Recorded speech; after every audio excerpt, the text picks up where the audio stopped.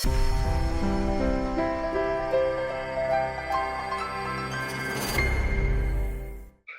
ဒ္ဓဘာသာရဲ့ရှုထောင့်ကကြည့်လို့ရှိရင်တော့ဆရာတို့က31ပုံကျော်ရှိတာပေါ့ကွာအဲ့တော့တန်တရားလဲ31ပုံဆိုဆရာကလူကြီးနားလည်အောင်ဘယ်လိုပြောလဲလို့အဲ့ဒါ31ပုံမဟုတ်လို့31ထောင်လဲနေရပဲဘဝထောင်နေပြောင်းနေတာပဲအဲ့တော့ဘဝတွေထောင်ကြတယ်ဆိုတာဘာကြောင့်ကြအပြစ်ရှိလို့ဘာအပြစ်လဲအဲ့ခုနကဥပါဒဏ်နဲ့ဆွဲလန်းမှုလောဘကြိုက်ဆွဲမကြိုက်ဆွဲမတိဆွဲ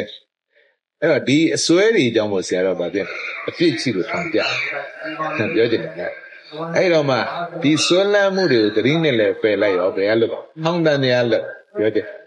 အဲ့တော့ဒီကံနေကတော့31ပုံဆိုတော့31တောင်လဲနေပါပဲဆရာတော့2ထောင်နဲ့တောင်ပြမထောင်ပဲထောင်အဲ့ဒါဘာကြောင့်လဲလူလဲဘုရားငါလူတယ်ကုသိုလ်လူရလဲငါရတယ်ဒီစေနာဘုဆိုတာငါစေနာဆိုတော့ဒီငါဆိုရဲ့လောဘကငါးရောင်ဆောင်ပြီးတော့လိုက်သိမ့်ပိုက်ဆရာတို့လုပ်တာတော့အဲ့လောဘအပြစ်ကြောင့်ဆရာတို့ကဟောင်ကြ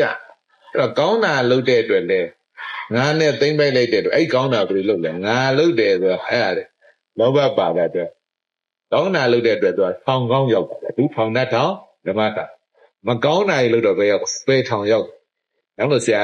30ထောင်လဲနေတယ်ဘာကြောင့်လဲဒီလောဘနဲ့သိမ့်ပိုက်တယ်အဲ့တော့သတိနဲ့လည်းရှိရောမှန်သိတော့ဒီစေနာလေးကပေါ်ပြီးချုပ်တယ်လို့အမှန်သိတော့တယ်လောဘနဲ့မသိမ့်ပိုက်တော့လောဘနဲ့မသိမ့်ပိုက်တော့အပြစ်မရှိတော့ထောင်လွတ်သွားတော့ဒါကြောင့်လို့ညံ့ကြောင့်တန်တရားလည်းပြီးညံ့ကြောင့်တန်တရားရက်သွားတယ်လို့တန်တရားထောင်ကလွတ်သွားတယ်နော်ဟုတ်ကဲ့